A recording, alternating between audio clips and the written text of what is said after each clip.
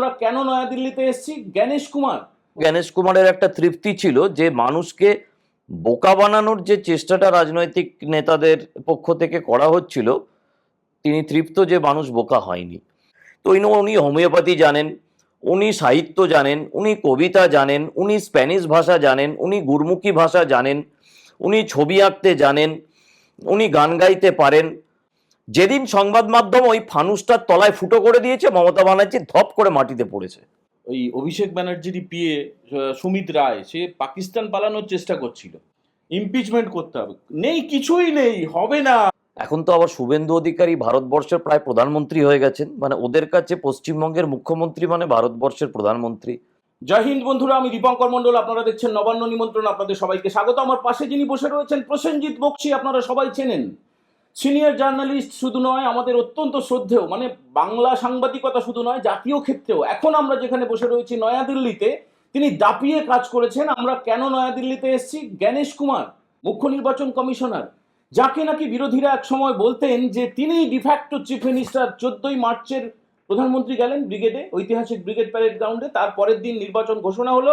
তারপরে তো ইতিহাস তৈরি করে দিয়েছেন আপনারা, আমরাও তার শরিক। এবং 4 মেতে যখন ফল প্রকাশিত হলো, ততদিন পর্যন্ত নাকি তিনিই ছিলেন, মানে জ্ঞানেশ কুমারই ছিলেন রাজ্যের মুখ্যমন্ত্রী পশ্চিমবঙ্গ রাজ্যে। আজ পশ্চিমবঙ্গ থেকে যে কয়েকজন বাছাই করা সাংবাদিককে ডাকা হয়েছে দিল্লিতে, নির্বাচন কমিশনের একটা মিডিয়া কনক্লেভ ছিল বা কনফারেন্স ছিল অল ইন্ডিয়া, সেখান থেকে আমরা সুযোগ পেয়েছি। নির্বাচন কমিশনকে ধন্যবাদ আমাদেরকে নির্বাচিত করার জন্য, এবং বিভিন্ন রাজ্যের, সেটা মিজোরাম, জম্মু কাশ্মীর, লাদাখ, তারপরে তামিলনাড়ু, কর্ণাটক, সব জায়গা থেকে প্রতিনিধিত্বমূলকভাবে ডাকা হয়েছিল। তবে জ্ঞানেশ কুমার এটা বারবার বলেছেন যে তার কথা যেন না কোট করা হয়, যেন না রেকর্ড করা হয়, কারণ এই যে নির্বাচনের যে পরিবার রয়েছে, সেখানে অন্যান্য যারা শরিক, মানে সরকারি কর্মচারীরা, নির্বাচন কমিশনের কর্মচারী, মিডিয়াও এক অন্যতম শরিক। তো আমাদেরকে ডেকে আমাদের সঙ্গে গল্প করা হয়েছে, সেই বিষয়ে কথা বলবো। পারিপার্শ্বিকভাবে কথোপকথনে অন্য কোনো প্রসঙ্গ এলে অবশ্যই আলোচনা করব। যাবেন না, যারা প্রথমবার দেখছেন নবান্ন নিমন্ত্রণ চ্যানেলটাকে সাবস্ক্রাইব করে বেল বাটনে প্রেস করবেন, ভালো লাগলে একটু কমেন্ট করে দেবেন। প্রসেনজিৎ দা, আনুষ্ঠানিকভাবে স্বাগত জানাচ্ছি নবান্ন নিমন্ত্রণ চ্যানেলে। তো দেখো, তুমি করেই বলছি, যেহেতু আমরা কথোপকথনে তুমি বলি, চ্যানেলে বসেছি বলে আপনি বলার মানে হয় না। না, বিষয়টা হচ্ছে যে জ্ঞানেশ কুমার দীর্ঘ সময় ধরে আমাদের সঙ্গে আড্ডা দিয়েছেন, চা খেতে খেতে, কফি খেতে খেতে, একদম ঘরোয়াভাবে। মানে কোথায় জন্ম, আমি আগ্রায় জন্মেছি, কোথায় আইআইটি করেছি, কোন বিশ্ববিদ্যালয়ে, হার্ভার্ড বিশ্ববিদ্যালয় থেকে আমি পাশ করেছি, তারপরে কোথায় চাকরি করেছি, সেগুলো যেমন বলেছেন, তেমনি নাম না করে মমতা ব্যানার্জি, রাহুল গান্ধীর কথাও কিন্তু এসছে, নাম করেননি। তো একটু দর্শকদের বোঝার জন্য, মানে আমরা দিল্লিতে কি আড্ডা দিলাম সেটা তো জানা সম্ভব না, খবরের কাগজে বেরোবে না, চ্যানেলেও প্রকাশিত হবে না, কিন্তু আমরা সেই ব্যাখ্যাটা আজকে আপনাদের দেব। প্রসেনজিৎটা বেশি করে বলবেন। তো আজ জ্ঞানেশ কুমার এত সাবলীল আমরা কোনোদিনও দেখিনি, মানে এর আগে নিউ টাউনে, এর আগে কলকাতায় বা দিল্লিতে যে প্রেস কনফারেন্সগুলো আমরা মিট করেছি, ফেস করেছি, কিন্তু এত গভীরভাবে, এত সাবলীলভাবে, একদম বন্ধুর মতো তিনি যা বললেন, সেখানে এই এই কথাগুলো এলো। এবং সেটা তোমার কাছে কি ব্যাখ্যা, যে মমতা ব্যানার্জি তো ভ্যানিশ কুমার বলেন, লাইট পোস্টে তার ভাইপো বলেছিলেন যে বেঁধে রাখতে, সবাই বলছিল যে এই এসআইআর নাকি খুব বাজে জিনিস, মানে বেআইনি জিনিস। তোমার ব্যাখ্যা কি আজকে? প্রথম কথা হচ্ছে যে যেটা ওনাকে দেখে মনে হলো উনি একটা বিষয়তে আশ্বস্ত হয়েছেন, সেটা হচ্ছে যে নির্বাচন কমিশনের ডাকে ভারতবর্ষের 36টা রাজ্য এবং কেন্দ্রশাসিত অঞ্চল মিলিয়ে সমস্ত জায়গা থেকে প্রায় 350 সাংবাদিক হাজির হয়েছিলেন।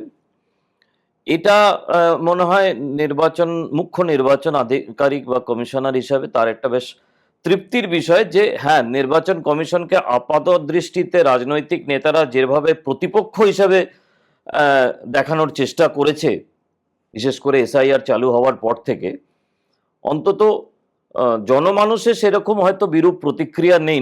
থাকলে এত সাংবাদিক, আমরা দেখছিলাম যে আমাদের লাদাখ থেকেও, আমার পাশে লাদাখের প্রতিনিধি বসেছিলেন, সামনে জম্মু কাশ্মীরের প্রতিনিধি ছিল, অরুণাচল প্রদেশের প্রতিনিধি ছিল, আমার পরিচিত একজন মেঘালয়ের সেই সুদূর তুরা, যেখান থেকে পিএ সাংমা এক সময় জিততেন, সেখানকার পরিচিত সাংবাদিক আমি কলকাতার সে তুরার দেখা হলো দিল্লির দ্বারকাতে, সে তো লাফিয়ে এসছে প্রায়।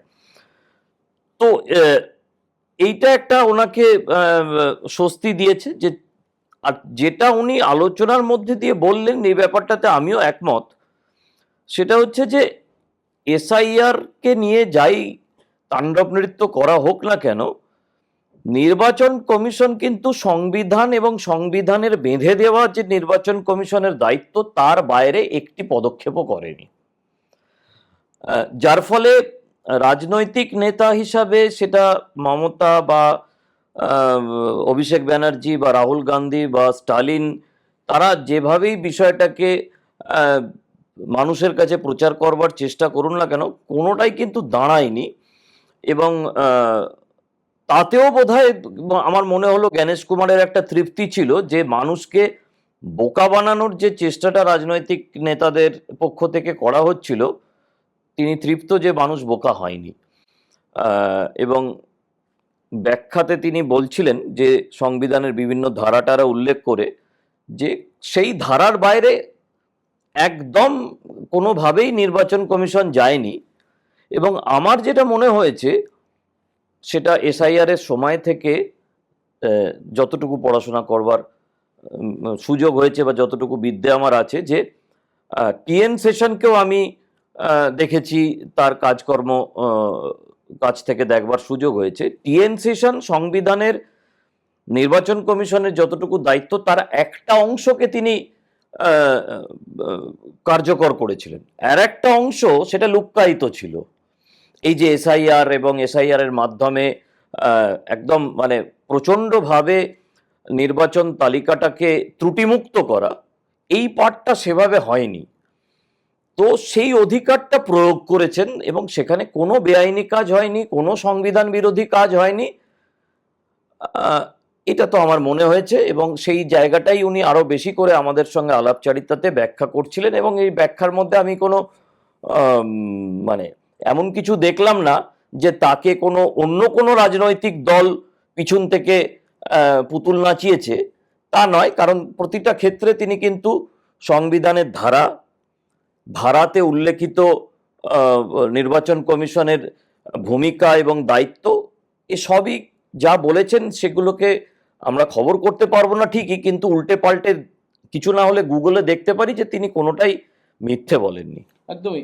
আচ্ছা দেখো প্রসেনজিৎ, আজকে এই দিল্লিতে বসেও না ওই মে মাসের শুরু মার্চ মাসের শেষের যে ছবিগুলো আমার মনে পড়ছে, যে বাসের মাথায় ভর্তি হয়ে কেরল থেকে, দিল্লি থেকে, গুজরাট থেকে সব ফিরে, মানে ট্রেন থেকে নামার পরে সবাই ফিরছে, পরিযায়ী শ্রমিকরা ফিরছে, বিদেশ থেকে লোকজন আসছে। কিন্তু তারপরে দেখবে বিশেষ করে এখন বিধানসভায় যে তৃণমূলের আরেকটা অংশ, এ বি সি ডি 4-5টা হয়ে গেছে, একটা অংশের সঙ্গে আমার এই 2-1 দিন আগে কথা হচ্ছিল, তারা দাবি করছে, প্রাক্তন মন্ত্রী ফিরহাদ হাকিম, তারপরে বিভিন্ন সব মন্ত্রী টন্ত্রী, চন্দ্রিমা ভট্টাচার্য সব হেরে গেছে, তারা যেটা দাবি করছে যে না, এই জ্ঞানেশ কুমার ছিল ডিফ্যাক্টো চিফ মিনিস্টার। আর একটা বলছে যে এই যে আমরা রেকর্ড করেছি, বিশ্ব রেকর্ডটা কি আপনারা জানেন? 93.7% ভোট পোলিং হয়েছে, 100 জনের মধ্যে প্রায় 94 জন ভোট দিয়েছেন, বিশ্ব রেকর্ড। ভালো করে শুনুন, বিশ্ব রেকর্ড করেছি আমরা পশ্চিমবঙ্গের মানুষ এবার 2026-এ। এই ভোটটা নাকি, যেটা তৃণমূলীদের ব্যাখ্যা, যে ভয়ে, মানে নাম নাকি কেটে যাবে, সেই ভয়ে সবাই ভোট দিতে এসে, এটা কতটা যুক্তিযুক্ত? আচ্ছা, নাম যদি কেটে যাবে এই ভয়ে লোকে ভোট দেয়, তাহলে এটাও তো একটা ইতিবাচক দিক। ভোট না দেওয়াটাই তো অন্যায়ের মধ্যে পড়ে। ভোটটা ভয়ে দিচ্ছে না ভক্তিতে দিচ্ছে সেটা তো পরের প্রশ্ন। ভোট দেওয়াটা তো নাগরিক কর্তব্যের মধ্যে পড়ে। আজকে আলাপচারিতাতে দীপঙ্কর আর একটা জায়গা উল্লেখ করেছেন জ্ঞানেশ কুমার, সেটা হচ্ছে তিনি কতগুলো তুলনা করেছেন এই শতাংশের হিসাবে, ভোটদানের শতাংশের হিসাবে পশ্চিমবঙ্গের 93.70টা পৃথিবীর মধ্যে রেকর্ড। সবচেয়ে বেশি ভোট পড়ে হচ্ছে সাধারণত সিঙ্গাপুরের সাধারণ নির্বাচনে এবং অস্ট্রেলিয়ার সাধারণ নির্বাচনে। এবং সেখানে উনি বলেছেনও এবং আমরা সবাই জানিও, এবং দর্শকদেরও সেটা জানা দরকার, যে সিঙ্গাপুর এবং অস্ট্রেলিয়া এই সমস্ত জায়গাতে ভোট দেওয়াটা হচ্ছে তোমার বাধ্যতামূলক, এবং ভোট না দিলে প্রত্যেকের বিরুদ্ধে কিন্তু একটা আর্থিক জরিমানা করা হয়। মানে ভোটে নাম তোলা এবং ভোট দেওয়া এটা বাধ্যতামূলক। বাধ্যতামূলক হওয়া সত্ত্বেও সিঙ্গাপুরে এবং অস্ট্রেলিয়াতে 90-91% পাশাপাশি ভোট পড়ে বা পড়েছে এখনো পর্যন্ত সবচেয়ে বেশি।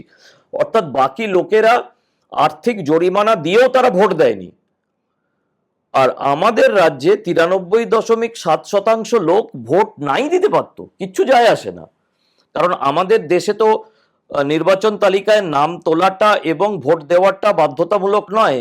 এমনকি আমাদের দেশ এতটাই গণতান্ত্রিক যে আমাদের দেশে নোটা বলে একটা অপশানও রাখা হয়েছে, যে এদেরও মধ্যে কেউ যদি গিয়ে বাকি প্রার্থীদের ব্যাপারে নিজের অপছন্দ প্রকাশ করতে চায় তাহলে সে নোটাই দিতে পারে, নান অফ দ্য অ্যাবাভ। তো সেইখানে যদি ভয়ই ভোট দিয়ে থাকে তাহলে ভয় তারা ফিরহাদ হাকিমকে দিল না কেন? ভয়ে তারা চন্দ্রিমা ভট্টাচার্যকে দিল না কেন? ফিরহাদ হাকিমকে দিয়েছে অবশ্য, তিনি বিধায়ক হয়েছেন। চন্দ্রিমা ভট্টাচার্যকে দিলেন না কেন? মমতা বন্দ্যোপাধ্যায়কে দিলেন না কেন? তাহলে ভয়টা মানে কি, মানে এরকম কি কোথাও লেখা আছে যে কেউ ভোট না দিলে সে কেন দিল না, সেটা বিজেপির জন্য ভয় পেল না মমতার জন্য ভয় পেল, সেটা কোনোভাবে প্রকাশ করা যায়? তা তো যায় না। ইচ্ছে করলেই আমি না দিতে পারি, দিলে আমি কাকে দিতাম সেটা তো কোথাও লেখা থাকছে না।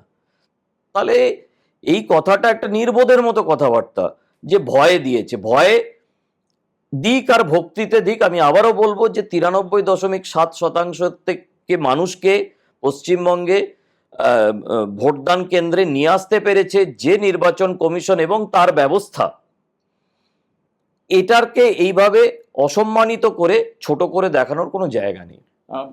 প্রসেনজিৎ দা, আমরা আজকে মক পোল, আজকে কিভাবে ভিভিপ্যাট, কিভাবে গণনা, নির্বাচন কমিশনের যে হাজার হাজার লক্ষ লক্ষ যারা কর্মী আছেন তাদের মধ্যে কয়েকজন একদম বাছাই করা, তারা এই নয়াদিল্লিতে যেখানে আমরা বসে রয়েছি, অডিটোরিয়াম রয়েছে, সেখানে তারা দেখিয়েছেন যে কোনোভাবেই সম্ভব না ট্যাম্পারিং করা, ইভিএম ট্যাম্পারিং করার যে অভিযোগ বিভিন্ন ইন্ডি জোটের শরিকরা করে থাকেন, তৃণমূল, কংগ্রেস বা স্ট্যালিনের দল, এই লালু প্রসাদের দল, তারা সব করে থাকে, অরবিন্দ কেজরিওয়ালের দল, তারা করে থাকে। কিন্তু একদম আমরা আজকে হাতে কলমে দেখলাম যে কোনো, দেখুন নেট তো নেই, আর আপনারা জানেন কিনা জানি না যে ইভিএম এর মধ্যে যে ব্যাটারিটা ব্যবহার করা হয় সেটা ইউজ অ্যান্ড থ্রো, মানে একবার ব্যবহার করে সেটা ফেলে দেওয়া হয়, মানে চার্জ দেওয়া, তার মধ্যে দিয়ে সফটওয়্যার চেঞ্জ করে দেওয়া, কিচ্ছু হয় না। সেই পুরো ব্যবস্থাটা আজকে আমরা সারাদিন ধরে দেখেছি, এবং এরপরে আবার সম্ভবত আমাদের আরেকটা সেশন আছে, সেখানে যাব। তো প্রসেনজিৎ দা, বিষয়টা হচ্ছে যে এই যে মমতা বন্দ্যোপাধ্যায় দিনের পর দিন বলে যাচ্ছেন, এবং তিনি ফল প্রকাশের দিন থেকে গতকাল রাত পর্যন্ত তিনি বলেছেন যে তিনি হারেননি, তিনি হারেননি। দেখো, এর আগে ওনার মানসিক অবস্থা নিয়ে অনেকে প্রশ্ন তুলেছিলেন, এবার কি আমরা প্রশ্ন তুলবো না? মানে কেন তুলবো না, যে এতদিন পরেও উনি স্বীকার করছেন না যে উনি হেরেছেন। মানে মমতা ব্যানার্জিকে তো তুমি সেই বিটটা, মানে এটাকে বলা হয় বিভিন্ন বিটে যাওয়া, প্রসেনজিৎ দা তৃণমূল বিটটা, মানে 30p হরিশ চ্যাটার্জি স্ট্রিটে কালীঘাটের বাড়িতে একদম যখন তিনি এমপিও হননি তখন, এবং যখন একমাত্র এমপি ছিলেন তখন, যখন তিনি মুখ্যমন্ত্রী হয়েছেন তখন, যখন তিনি হেরে গেছেন তখন, মানে বহু বছর ধরে আমরা 2007-8 থেকে মমতা ব্যানার্জিকে সাংবাদিক হিসেবে চিনি, তা 98 থেকে সেটা তো আলাদা কথা। কিন্তু তুমি আমাদের থেকে অনেক বেশি চেনো, যেটা বলে রগে রগে চেনো, একদম পাতায় পাতায় যদি হাঁটেন তুমি ডালে ডালে হাঁটো। তো একটু বলো তো মমতা ব্যানার্জি কেমন আছেন এখন, কি অবস্থা? মমতা ব্যানার্জি না, দুটো উদাহরণ দিচ্ছি আমি, যে মমতা ব্যানার্জি ঠিক কি ধরনের চরিত্র, এটা যারা তার সম্বন্ধে বিগলিত প্রাণ, তারা তাদের মতো করে, তারা কতজন মমতা বন্দ্যোপাধ্যায়কে দেখেছেন আদৌ চর্মচক্ষে বা কাছ থেকে সেটা আমরা জানি না।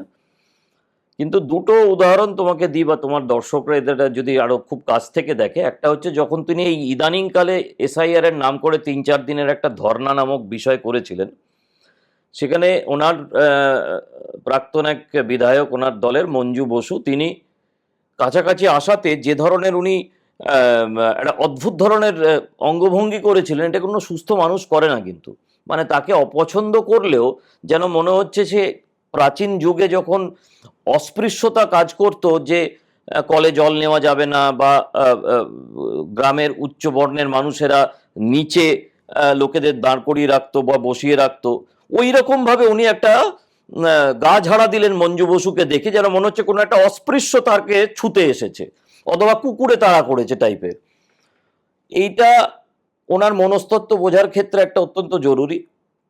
আবার তারই কয়েকদিন বাদে বাঁকুড়া না পুরুলিয়াতে কোনো একটা জনসভাতে কেউ একটা ওনারই দলের নেতা ওনাকে শুধরে দিতে এসেছিলেন যে অলচিকিটা কোনো ভাষা নয়, অলচিকিটা একটা হরফ।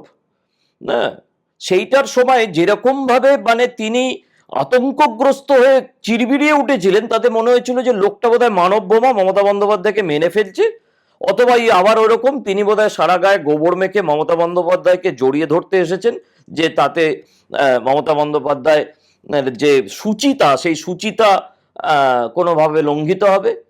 তো এই ধরনের মনস্তত্ত্বগুলো এবং নির্বাচনের পরে যেভাবে তার দলের লোকেরা একের পর এক বেরিয়ে চলে গেল, এটা প্রমাণ করে যে মমতা বন্দ্যোপাধ্যায়, আমি অসুস্থ মস্তিষ্ক বলবো না, কিন্তু সাধারণ আমরা যে ধরনের মস্তিষ্ক নিয়ে সমাজে বেঁচে পড়তে আছি সেরকম মস্তিষ্কের নয়, কোথাও গন্ডগোল আছে। না, এটা তো তুমি এখন এই নির্বাচনের সময়কার কথা বললে। এটা আগে থেকেই এরকম ছিল। উনি জানেন না এমন কোনো কাজ নেই। উনি হোমিওপ্যাথি, আমাদের এক প্রয়াত অত্যন্ত শ্রদ্ধেয় সাংবাদিক, তার বাবার শরীর খারাপ, তিনি তার কয়েকদিন পরেই মারা গেছেন। আমরা যে টেবিল থেকে উনি এখন ওই আজকাল ফেসবুকে লাইভ করেন না, কোথায় একটা লাইভ করেন, ওই টেবিলটা তখন আরো ছোট ছিল, ওই ছোট্ট ঘরটাতে আমরা 3-4 জন বসে আছি। সেই প্রয়াত সাংবাদিক, তার বাবা অসুস্থ এবং তার ঘটনার চক্রে তার কয়েকদিন পরেই মারা গেছেন। ওখানে বসে উনি হোমিওপ্যাথি চিকিৎসার নিদান দিলেন ওই সাংবাদিককে। আর আমরা বুঝতে পারছি সেই সাংবাদিক রাগে তার মানে সারা শরীর শক্ত হয়ে যাচ্ছে, যে তিনি সারা দিন ধরে বাবার পিছনে লেগে আছেন, আর যেহেতু বেশি ছুটি পাবেন না তাই একবার করে আসতে হয়, বিকেলবেলা 3টের সময় আমরা তখন যেতাম ওখানে। তো সেখানে উনি জ্ঞান দিচ্ছেন যে হোমিওপ্যাথির এই গুলিটা খাওয়া, তোমার বাবা সুস্থ হয়ে যাবে। তো উনি হোমিওপ্যাথি জানেন, উনি সাহিত্য জানেন, উনি কবিতা জানেন, উনি স্প্যানিশ ভাষা জানেন, উনি গুরমুখী ভাষা জানেন, উনি ছবি আঁকতে জানেন, উনি গান গাইতে পারেন, উনি কি একটা বাজাতেও পারেন। তো মানে এটা না একটা অস্বস্তিকর ব্যাপার। এরকম না ভারতবর্ষে দুটোই মানুষ জন্মগ্রহণ করেছিল, একটা হচ্ছে রবীন্দ্রনাথ ঠাকুর আর আরেকজন হচ্ছেন সত্যজিৎ রায়। ভারতবর্ষের কেউ কিন্তু এরকম নানাবিধ গুণের অধিকারী নয়। মমতা বন্দ্যোপাধ্যায় যদি এইরকম ভাবে, এবং তার চারপাশে এই 4 মের আগে বা 9 মের আগে পর্যন্ত যে সমস্ত আপদেরা মমতা বন্দ্যোপাধ্যায়কে মাথায় তুলে কোটি কোটি টাকা রোজগার করেছেন, এবং আজকে যারা ওনার পাশে আছেন বেঈমান নই বলে দাবি করছে, তারা কিন্তু ওকে ওরকম ভাবে গাছে তুলেছে। আরে দিদি, আপনি পারেন না এমন কোনো কাজ নেই, আপনি মহান। মানে আপনি রবীন্দ্রনাথ, কে একটা বলেছিল না, ও চৈতন্যের পরে অমুক, তারপরে আরেকজন কেউ তারাও সব আজকাল ভেঙে বেরিয়ে গেছে। তারপরে আরেকজন বলল কি কি সব বলেছে, নিবেদিতা কি সারদা মায়ের পরে তমুক, উনিও তখন ওরকম ভাবে রাস্তায় উড়েছেন। তুমি আমাদের দিকটাও একটুখানি টাচ করা উচিত দর্শকদের জন্য। আমি বলছি তোমাকে, অ্যাসেম্বলিতে মমতা ব্যানার্জির ঘরের মধ্যে একজন সাংবাদিক, তিনি পরে টিকিটও পেয়েছিলেন তৃণমূলের, তিনি বললেন, দিদি আপনি বলেছেন আধার কার্ড করতে না, তো আমি আধার কার্ড করব না জীবনে। তো আমি ভাবলাম যে তাহলে তার ছেলে মেয়ে স্কুলে পড়ে কি করে। নাম্বার 1, একবার ত্রিপুরায় ডিজাস্টার হলো, তো তৃণমূল ভাবতো গোয়াতে, ত্রিপুরাতে, আসামে, মেঘালয়ে সব জায়গায় তৃণমূল নাকি হয়ে যাবে। আর সংবাদ মাধ্যমের মালিক অথবা এডিটাররা তারা বিশ্বাসও করতো, এবং সেটা দর্শকদের খাওয়াতো, মানে যারা রিডার বা যারা দর্শক, টিভি, পোর্টাল, সংবাদপত্র সব নিয়ে আমি বলছি। তো তারা বিশ্বাস করতো এবং সেই ভুলটা খাওয়ানোর চেষ্টা করতো। আপনারা সম্ভবত টিভি খুব একটা এখন দেখেন না, কাগজও পড়েন না।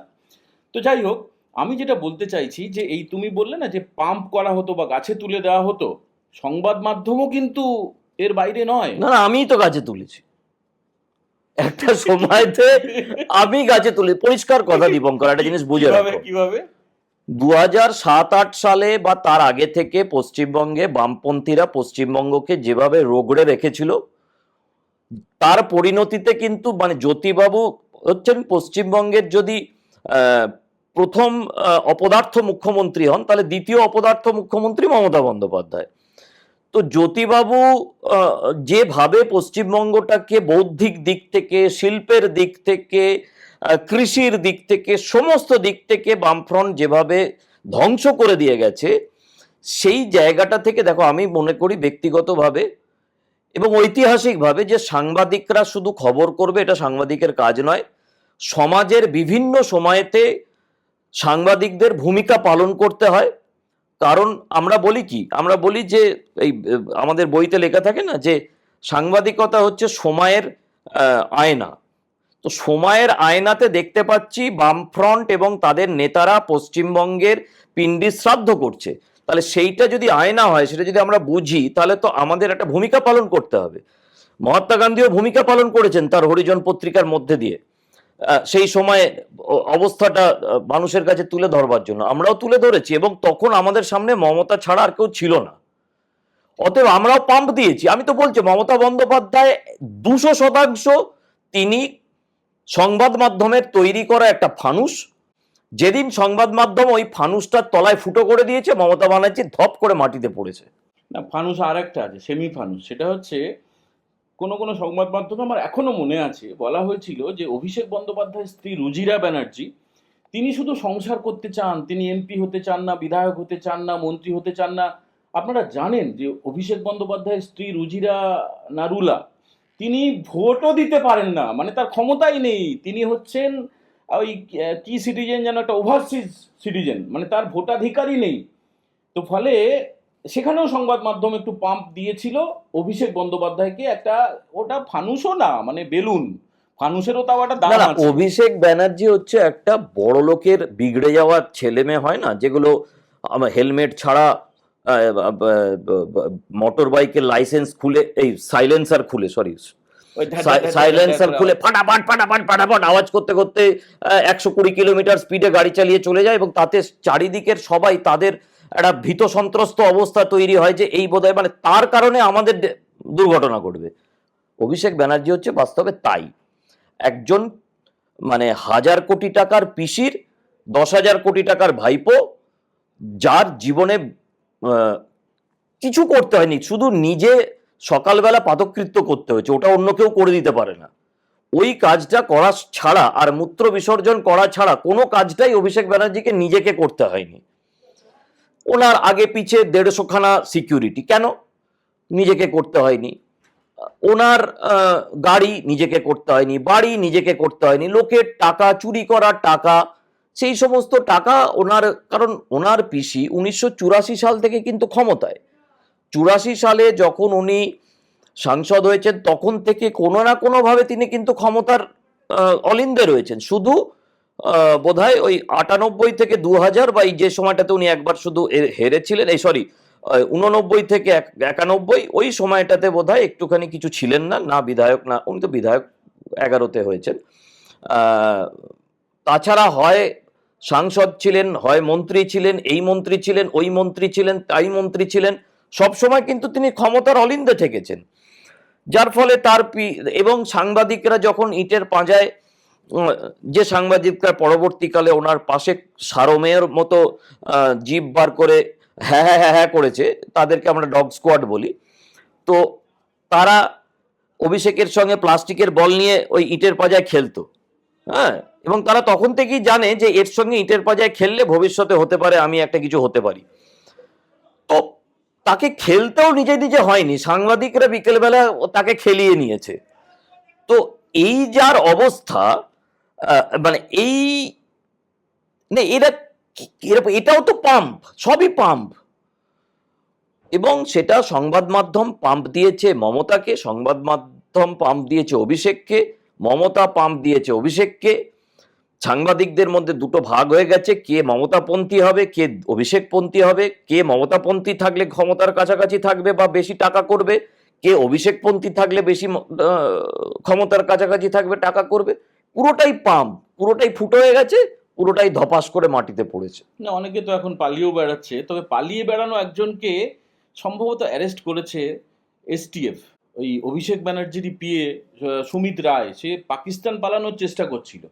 ভয়ঙ্কর খবর, মানে এটা অত্যন্ত বড় খবর। প্রসেনজিৎ দা, 1 মাস আবার রক্ষা কবচ বেড়েছে, মানে আবেদনের ভিত্তিতে অভিষেক ব্যানার্জি চাইছেন যে একটা পার্মানেন্ট রক্ষা কবচ চাই, আমাকে যেন না পুলিশ অ্যারেস্ট করতে পারে। তো তার শোনা যাচ্ছে তার পিএ পালিয়ে যাওয়ার চেষ্টা করেছিল পাকিস্তানে। তো আমরা তো দেখেছি, আমাদের প্রফেশনে আসার পরেই দেখেছি পাকিস্তানের পার্লামেন্টে, ঢাকার পার্লামেন্টে, সেখানে মমতা ব্যানার্জির প্রশংসা একদম বিরাট জয়ধ্বনি। কাশ্মীরে আমরা দেখেছি বিভিন্ন অ্যাসাইনমেন্টে গিয়ে বা বেড়াতে গিয়ে দেখেছি সেখানকার মানুষ মমতা ব্যানার্জি বিরাট ভালো। ব্যাপারটা কি বলতো, মানে এই অভিষেক মমতা, তাকে কাশ্মীরের যারা বিচ্ছিন্নতাবাদীকে সমর্থন করে বা পাকিস্তানের লোক যারা ওই জামাতপন্থী বাংলাদেশের লোক, তারা এত ভালোবাসে কেন? ব্যাপারটা কি? হ্যাঁ, মানে ভারত বিরোধিতা করতে গিয়ে তাদের যে যে মাল মশলাগুলো দরকার বিবৃতি দেওয়ার জন্য, সেই মাল মশলাগুলো মমতা বন্দ্যোপাধ্যায়, রাহুল গান্ধীরা সরবরাহ করেন বলে তারা ওই এ সমস্ত দেশগুলোতে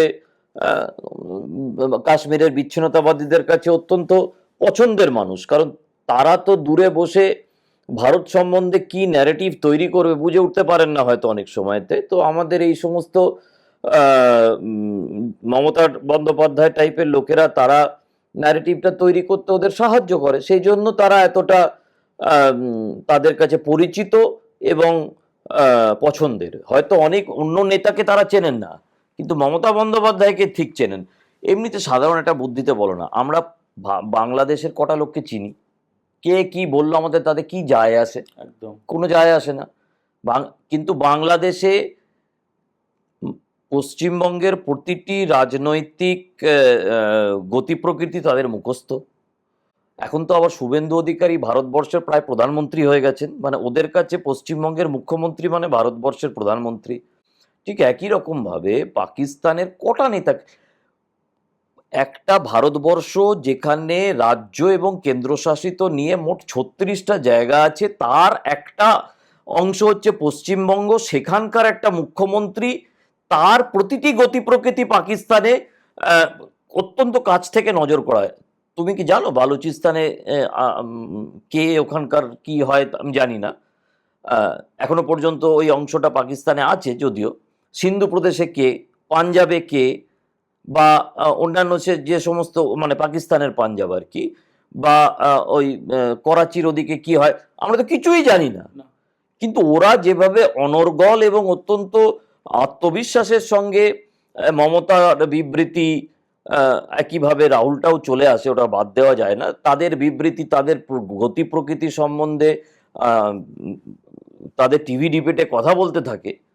তো স্বাভাবিকভাবেই এরা ওই ভারত বিরোধী শক্তিগুলোকে ভারতের বিরুদ্ধে কি কি কথা বলতে হবে সেইগুলো সরবরাহ করে। এইটা তো এখন বললে যারা ওই আবার আমি মাঝখানে দেখতাম ভোটের আগে কিছু লোক ছিল তারা আবার মমতাবাদ বলে, গান্ধীবাদী নেতার মতো মমতাবাদী নেতা। হ্যাঁ, সোশ্যাল মিডিয়াতে কিছু লোকজন ছিল যারা ওদের ওই কি যেন কি যোদ্ধা, ডিজিটাল যোদ্ধা এরকম কিছু আছে, তাহলে আবার বলে মমতাবাদ জিন্দাবাদ এরকম লিখতো। তো তাদেরকে বলে কি মানে কি হবে, তাদের ওই ডিমের ভরসায় ছেড়ে দেওয়াটাই ভালো। না না, তুমি খুব ইন্টারেস্টিং কথা বললে। এই পশ্চিমবঙ্গ এবং পশ্চিমবঙ্গের কন্টেন্ট নিয়েও না বাংলাদেশে বিরাট কৌতূহল, বিরাট আগ্রহ। আমাদের কন্টেন্টগুলোকে ওরা ডাউনলোড করে ব্যাকগ্রাউন্ড চেঞ্জ করে ভয়েসটাকে একটুখানি আগে পিছে করে, মানে একটু স্পিড বাড়িয়ে দিয়ে পোস্ট করছে। যখন আমরা রিপোর্ট করছি ওরা বলছে আমরা শিক্ষামূলক এগ্রিকালচারাল ভিডিও করছি বলে কাউন্টার একটা আমাদেরকে আবার রিপোর্ট পাঠাচ্ছে। আমারই হয়েছে, আমার চ্যানেলের প্রচুর ভিডিও ওরা নিয়ে নেয়। তো সে আগ্রহ থাকা ভালো, সেটা প্রশ্ন না। প্রশ্নটা হচ্ছে তুমি এই যে মুখ্যমন্ত্রী শুভেন্দু অধিকারী কথা বললে, আমার না যখন আমরা এয়ারপোর্ট ধরে আসছিলাম, আমি আর তুমি পাশাপাশি বসে দেখছিলাম উইন্ডো সিট দিয়ে একটা মসজিদ। মসজিদটাকে শুভেন্দুবাবু বলেছেন যে না, উন্নয়নের জন্য ওই রানওয়ে দিয়ে ওই বিপজ্জনকভাবে কোনো কিছু, যা কিছু হবে আইন মেনেই হবে।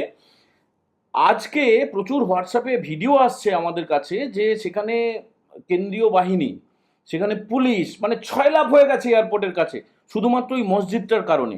কেন তুমি তো জানো, মানে দর্শকরা জানেন কিনা জানি না, ওই মসজিদের সামনে নাকি সিদ্দিকুল্লাহ চৌধুরী, সে নাকি 1 কোটি লোক নিয়ে জমায়েত করবে ইত্যাদি ইত্যাদি, যদিও সে পরে আবার পিছিয়ে এসছে। বিষয়টা হচ্ছে মানে রানওয়ে থেকে 164 মিটার সম্ভবত দূরে, মানে একটা ঢিল যদি খুব জোরে ছোড়া যায় তাহলে ওই মসজিদে গিয়ে পড়বে, মানে রানওয়ে থেকে। আমরা তো এলাম কালকে রাতেই, যখন আসছিলাম দেখলাম যে কত কাছে, এবং ওই মসজিদে নমাজ পড়তে যাবেন, নমাজ পড়তে গেলে ওখানেই নমাজ পড়তে যেতে হবে, এবং তার জন্য একটা আধার কার্ড দেখালেই যথেষ্ট। তো সেটাকে সরানো যাবে না, এবং যেহেতু সরানো হবে, তার ফলে বাংলাদেশের লোকের যন্ত্রণা, পাকিস্তানের যন্ত্রণা, এবং পশ্চিমবঙ্গের ওই ধরনের মানসিকতার লোকের যন্ত্রণা, যেটা মৃত ভোটার, যেটা অন্য জায়গায় 4-5 জায়গায় 8-10 জায়গায় করে নাম আছে তাদের নাম, এবং বিভিন্ন ভুয়া যারা বাইরে থেকে এসে সেই নাম যেমন ভোটার লিস্টে রাখতে হবে, তেমনি করে অন্যায়ভাবে যারা জবরদখল করে রয়েছে, রেলের জমির ওপরে ঝুপড়ি করে রয়েছে, সেটা সরানো যাবে না, এবং মসজিদ সরানো যাবে না। তো এই যে এতদিন ধরে স্বাধীনতার পর থেকে যে একটা মানে জগদ্দল পাথরের মতো বসে থাকা, বুকের ওপরে চেপে থাকা পাথরটাকে সরানোর কাজ শুরু হয়েছে, সেটাই কি আসল যন্ত্রণা, না ব্যাপারটা কি, মানে আসল ব্যাপারটা কি বলো তো এদের? মানে কোনো যন্ত্রণা নয়, এগুলো হচ্ছে না এক ধরনের নার্সিসিস্ট বলে আর কি। এরা হচ্ছে সাধারণত ওই নৈরাশ্যবাদ, এই নৈরাশ্যবাদী লোকজন, বিশেষ করে এই যারা ধর্মনিরপেক্ষতার কথা বলে বা যারা বামপন্থার কথা বলে, আহ, তো সহজ প্রশ্ন, এটা অত্যন্ত সহজ প্রশ্ন যে ঠিক তুমি ধর্মতলায় গরু খেয়ে তোমার ধর্মনিরপেক্ষতার গরুর মাংসকে ধর্মনিরপেক্ষতার প্রমাণ দিচ্ছ। তো এটা অত্যন্ত স্বাভাবিক। তোমার দলের সাধারণ সম্পাদক মোহাম্মদ সেলিম, যার নামটা দেখে মনে হয় তিনি মুসলমান, কিন্তু তিনি যেহেতু কমিউনিস্ট, তার ধর্মের প্রতি কোনো আসক্তি থাকার কথা নয়। একদম। তাহলে তিনি দল বেঁধে তাকে দিয়ে শুয়োর খাওয়ালেন না কেন? তো এই প্রশ্নগুলো করার পরে তারপরে না এই যে একটা ধারণা বামপন্থী অপদার্থদের যে তারা বুদ্ধিমান আর বাকি সবাই নির্বোধ, এটা যত থাকবে ততই ভালো, কারণ এই বোধটা থাকা মানে হচ্ছে ওদের আর কোনোদিন কোনো প্রগতি ঘটবে না। কারণ তো এই মসজিদদার ক্ষেত্রেও যা, ধর্মতলায় গরু খাওয়ার ব্যাপারটাও তাই। ওই বাংলাদেশ বা পাকিস্তান তারা উত্তেজিত হবে। আমি বলি, যারা জানেন না তারা জেনে রাখুন, বুদ্ধ ভট্টাচার্য যখন মুখ্যমন্ত্রী ছিলেন তিনি উদ্যোগ নিয়েছিলেন, কারণ অত্যন্ত সাধারণভাবে যদি পশ্চিমবঙ্গকে এবং কলকাতা এবং তার আশেপাশের এলাকাকে শিল্প সমৃদ্ধ করা হয়, তাহলে বিমানবন্দরের যে উন্নয়ন এবং বিমানবন্দরের যা ক্যাপাসিটি সেটা বাড়াতে হবে, এবং বাড়াতে গেলে ওই মসজিদটা ওখানে থাকলে চলবে না। তো যে কোনো কারণেই হোক, বুদ্ধদেব ভট্টাচার্য মুখ্যমন্ত্রী থাকার প্রথম কয়েকটা দিন একটুখানি উত্তেজিত হয়েছিলেন, একটা কিছু উন্নয়ন করবেন ইত্যাদি ইত্যাদি। তো তাতে এই মসজিদটা সরানোর কথা হয়েছিল, এবং রাইটার্সে তখন নানা রকমের মৌলানারা এসে বুদ্ধবাবুকে হুমকি দিয়ে গেছিলেন, এবং তারপরে যথারীতি বুদ্ধবাবুর দম ফুরিয়ে যায়। যেমন উনি মাদ্রাসা নিয়ে মন্তব্য করার পরে যখন দল থেকে ওনাকে প্রবল খিস্তি করা হয়, সেটা নিয়ে ওনার দম ফুরিয়ে যায়, তেমনি এই এয়ারপোর্টের মসজিদটা নিয়েও দম ফুরিয়ে যায়। পরিণতিতে যেটা হয় যে কলকাতা বিমানবন্দর এখনো একটা পঙ্গু অবস্থায় হয়ে রয়েছে, অর্ধেকটা চলে অর্ধেকটা চলে না। তো কোনো একটা রাজ্যকে উন্নত করতে গেলে তো আমার অনেক প্লেন আসবে, অনেক যাত্রী ওঠানামা হবে, আমার 2-3টে রানওয়েকে সচল রাখতে হবে। তো তার জন্যই ওই মসজিদটার অপসারণ, আর কোনো কারণ নেই। মানে আল্লাহর প্রতি কোনো বিরাগ ভাজন হওয়ার কারণে মসজিদের অপসারণ নয়, কিন্তু এরা বোঝায় যে তোমার আল্লাহকে এরা সরিয়ে দিচ্ছে। তাতে এদের লাভটা কি হয়? এরা ভাবে যে ওই তিলজলায় 3টে মোহাম্মদ সেলিম কোথায় কোথায় ভোটে দাঁড়িয়েছে, কলকাতা উত্তর পশ্চিম যেখানে মুসলমান জনসংখ্যা বেশি, রায়গঞ্জ যেখানে মুসলমান জনসংখ্যা বেশি, বহরমপুর যেখানে মুসলমান জনসংখ্যা বেশি, এদিকে উনি নাকি বামপন্থী দলের সাধারণ সম্পাদক। ওনার হিম্মত হয়নি যে উনি গিয়ে এমন কোনো একটা, পুরুলিয়াতে গিয়ে দাঁড়ানোর তো হিম্মত হয়নি। পুরুলিয়াতে ওনাদের ওখানকার যারা আদিবাসী তারা তো নাকি বিশাল বামপন্থী ছিল এক সময়, তো উনি পুরুলিয়াতে গিয়েও তো দাঁড়াতে পারতেন। উনি বাঁকুড়ায় ইয়েকে বলতে পারতেন যে আমাদের প্রয়াত নেতা যিনি বহুবার সাংসদ হয়েছিলেন, যে তিনি তো স্বচ্ছন্দে, এর তো ক্যাডার বেস দল, ছেড়ে দিতেন মোহাম্মদ সেলিমকে, দমে কুলোয়নি। মানে এটা বললে গায়ে লাগে এদের। তো তিলজলায় গিয়ে বিপ্লব করছে আজকালকার দিনের এই ছেলেটা, কি নাম, শতরূপ। তপসিয়াতে গিয়ে বিপ্লব করছে। তো এদের মানে কি বলবো, এরা না একটা অদ্ভুত নৈরাশ্যের জগতে বাস করে। ওই সোনম ওয়াংচুকের ওখানেও যাব, আবার তিলজলাতেও যাব, যেখানে গেলে একটুখানি আন্দোলন। আমি কিন্তু নরেন্দ্র মোদীর ওই ফ্যান্টাস্টিক মানে এরা সব আমাদের দালাল ফালাল বলে, ঠিক আছে, আমাদের তাদের কিছু যায় আসে না। ওই যে আন্দোলনজীবী, এর থেকে ভালো কয়েনেজ আমরা সাংবাদিকতা করি, আমরা সাংবাদিক জীবী, কেউ বুদ্ধিজীবী তাদের নিজেদেরকে বলে, কেউ এরকম এরকম, তেমনি এরা হচ্ছে আন্দোলন। যেখানে আন্দোলন হবে, ওই যে দেখতে না, যে দুটো মহিলার কথা বলি আমি, তারা জীবনটাই কাটিয়ে দিল নরেন্দ্র মোদীকে খিস্তি মেরে মেরে। তার নাম, একটা নাম হচ্ছে তিস্তা শীতলবাদ, আর একটা নাম হচ্ছে মেধা পাটকার। এরা যে জীবনে কি করেছে কেউ জানে না, কিন্তু চলে এলো উড়ে সিঙ্গুরে, এসে মমতার পাশে বসে কিছুদিন ইনকিলাব জিন্দাবাদ করে চলে গেল। তারপর দেখলো এই মালটা হয়ে গেছে, এটা আর হবে না, আবার একটা জায়গাতে কিছু খুঁজে বার করলো। তো এই সিপিএমও সেরকম, মমতাও সেরকম পর্যায়ে নেমে এসছে। তো এদের আর এটাই শুরু, এটাই শেষ। না না, এদের তো এই এই সাধারণ নির্বাচন যেটা কয়েক মাস আগে হয়ে গেল, 26-এর নির্বাচনে ইস্তাহারে ছিল, ওরা তো ইস্তাহার বলে, সেখানে ছিল যে আমরা যদি ক্ষমতায় আসি, মানে সিপিআইএম বা এই জোটটা সব মিলিয়ে আর কি, তৃণমূলও তার মধ্যে, তাহলে কাশ্মীরে আবার আমরা 370 ধারা লাগু করে দেবো। তো এই যে 370 ধারা সরে গেছে, মানে বিষয়টা সবাই জানে। না না, সে তো দীপঙ্কর, আমি যদি বলি যে আমি যদি একটা বৃহৎ প্রচন্ড বড় নিউজ চ্যানেলের সম্পাদক হই, তাহলে আমি এটা করে দেবো। তো যা খুশি বলে দিলেই হলো, যেটা হওয়ার নয় সেটা নিয়ে একটা কিছু বলে দিলেই হলো। আমরা ক্ষমতা এলে আমরা কাশ্মীরকে পাকিস্তানকে দিয়ে দেবো, 370 দ্বারা ফিরিয়ে দেবো, পশ্চিমবঙ্গকে বাংলাদেশের সঙ্গে জুড়ে দেবো, এরকম একটা কিছু বলে দিলেই হলো। তারপরে কে আর মমতা বা সিপিএম, এদের একটা সুবিধা আছে কি, কালকে কি বললো আজকে তার দায় নিতে হয় না, আবার আজকে যা বলবে কালকে তার দায় নিতে হয় না। এক তো লোকজন ওদেরকে ধর্তব্যের মধ্যে রাখে না, আর 2 নম্বর হচ্ছে যে এদেরও কোনো না ওই ন্যায় নীতির কোনো প্রশ্ন নেই। যা খুশি একটা বলে দিলেই হলো, সেদিনের পরের দিনের খবরের কাগজের হেডলাইন হয়ে গেল পারপাস সার্ভড, আবার পরের দিন আর একটা কিছু ইস্যু নিয়ে ঝাঁপিয়ে পড়বে। তো যার ফলে ওই কি বলেছিল ইস্তাহারে, এসব যদি আমরা বামপন্থীদের ইস্তাহার বিভিন্ন বছরে বছরে নির্বাচনের সময় একসঙ্গে জুড়ে দেখবার চেষ্টা করি, তাহলে দেখবো যে একটার সঙ্গে আরেকটার কোনো মিল নেই। আর তৃণমূলের কথা তো ছেড়েই দাও, ও ছাপানো ইস্তাহার বোধহয় পাওয়াও যায় না। না, সংখ্যা তো তাও কথা বলে প্রসেনজিৎ দা। ব্যাপারটা হচ্ছে যে এই নির্বাচনেও কিন্তু মুসলমানরা, যেটা মুসলিম ভোট, হুম। সেটা কিন্তু তৃণমূলই পেয়েছে। হ্যাঁ, এবং এখন যা মনে হয় যে তৃণমূল কি আর পাবে, নাকি ওই যারা টুকরে টুকরে গ্যাং বিশ্বাস করে তারা ওইটাই পাবে? তো এদের ধারণা হয়েছে, যে পুরো বিষয়টা হচ্ছে এদের মনে হচ্ছে রাজনীতিটা হচ্ছে A+B² ফর্মুলা। হ্যাঁ, তাতে কি হবে যে আহ, এই তো আমরা বলছিলাম তৃণমূল হেরে যাবে, তারপরে রাম বামের লড়াই হবে, রাম চলে আসবে, মানে সব হচ্ছে এই বাম চলে আসবে। সবই যদি এরকম ভাবে হতো না, তাহলে তো আর মানে বলার কিছু নেই। আমার এই তো এই অঙ্কতেই ওদের ধারণা হয়েছে যে আমাদের উচিত তপসিয়াতে গিয়ে আন্দোলন করা, আমাদের উচিত এয়ারপোর্টের মসজিদ নিয়ে চেঁচামেচি করা। দেখো, আমি একটা জিনিসে খুব বিশ্বাস করি, এই মোহাম্মদ সেলিম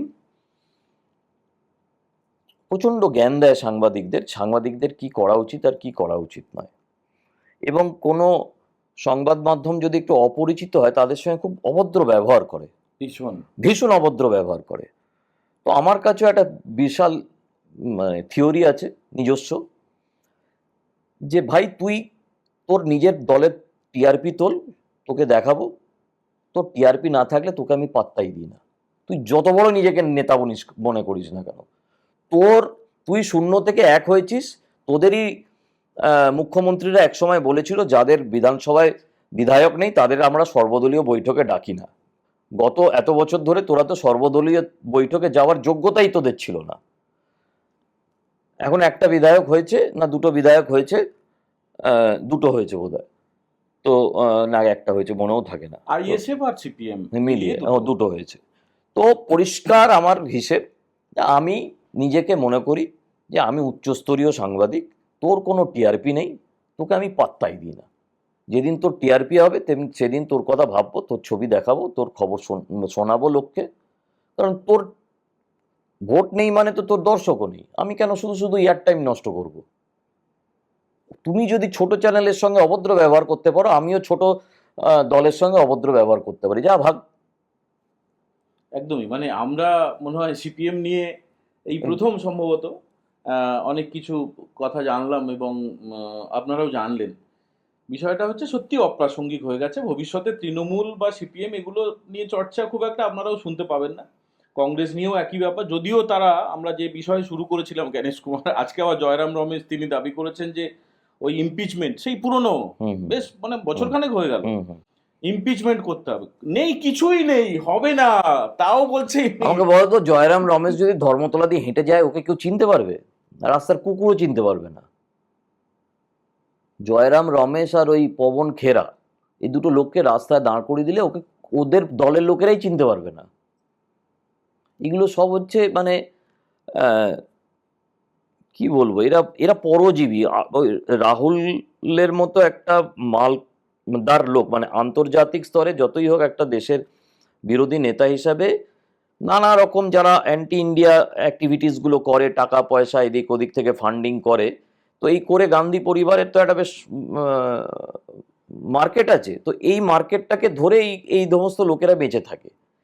আদারওয়াইজ এদের কোনো না আছে একটা জনভিত্তি, না একটা নিজস্ব সমর্থক, আর না একটা নিজস্ব সারমেয়, কোনোটাই নেই যা ওকে রাস্তায় দেখলে চিনতে পারবে।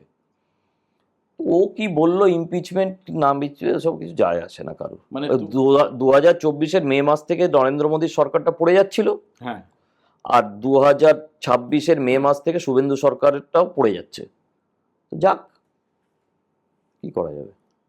না এগুলোর পেছনে যা উম, আমরা যেগুলো ফিল করেছি যে ওয়াইনিং ডাইনিং, এগুলো ইংরেজি শব্দ, মানে আসল কথা হচ্ছে কিছু মাল দিয়ে দাও, হ্যাঁ, সাংবাদিকদের পকেটে কিছু মাল দিয়ে দাও, রাত্রিবেলা মদ খাইয়ে দাও, তাহলে তারা ওই তাদের ফেভারে কিছু খবর করে দেয়। সে খবর দেখলেও নিশ্চয়ই আপনারা বোঝেন যে কে আইফোনটা পেয়ে। দেখো, আমি একটা কথা বলি, এই যে এই একদল লোক আছে না যারা রাবিশ কুমার, তারপরে অজিত আঞ্জুমের দেখলে মুখ দিয়ে এরকম করে লালা ঝরে।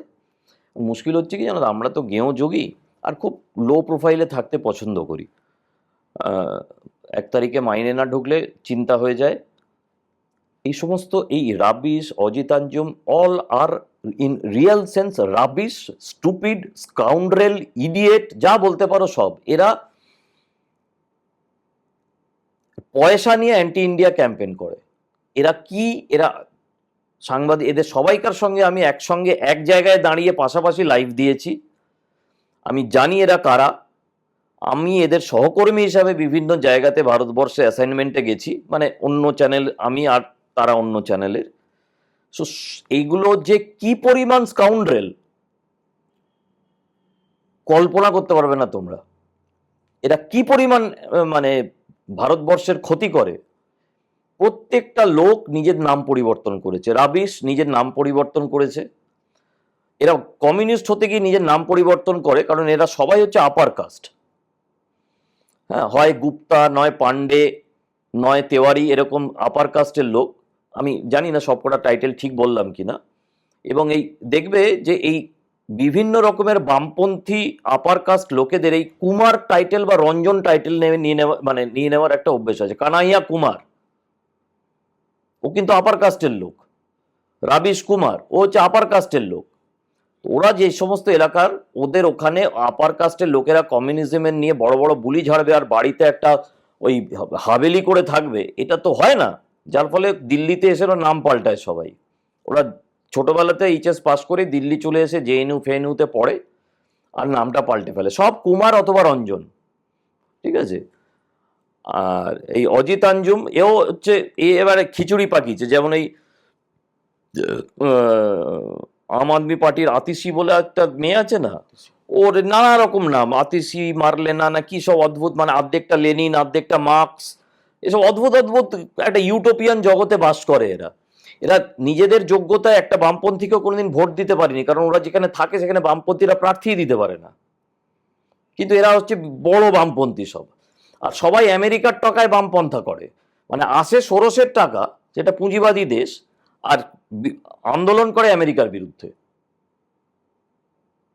এটা বিচিত্র টাইপের একটা ইকোসিস্টেম চলে সারা ভারতবর্ষে। পশ্চিমবঙ্গের লোকেরা এতদিন শুকনো কুয়োর মধ্যে ঢুকেছিল, তোরা ঠিক জানতও না যে দুনিয়াটা কি।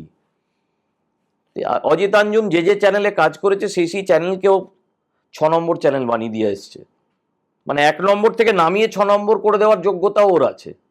এত বড় অপদার্থ ওটা। না, আমরা যদি শুধু পশ্চিমবঙ্গের কথা ধরি, তাহলে তাহলে কি কিছুটা অন্তত আশা, মানে মমতা ব্যানার্জির ওই চালাকি বা বেয়াদবি বা দুর্নীতি সব তো আস্তে আস্তে সবাই জেনে গেছেন, এবং তিনিও কালীঘাটের বাড়ি ছেড়ে আর খুব একটা বেরোতে দেখা যাচ্ছে না। অভিষেক ব্যানার্জিরও তাই, যে কোনো দিন অ্যারেস্ট হয়ে যাবেন এরকম মানে যা টের পাওয়া যাচ্ছে। অন্তত মাসখানেক পর্যন্ত পেয়েছেন তিনি রক্ষা কবচ, তারপরে কি হবে দেখা যাবে।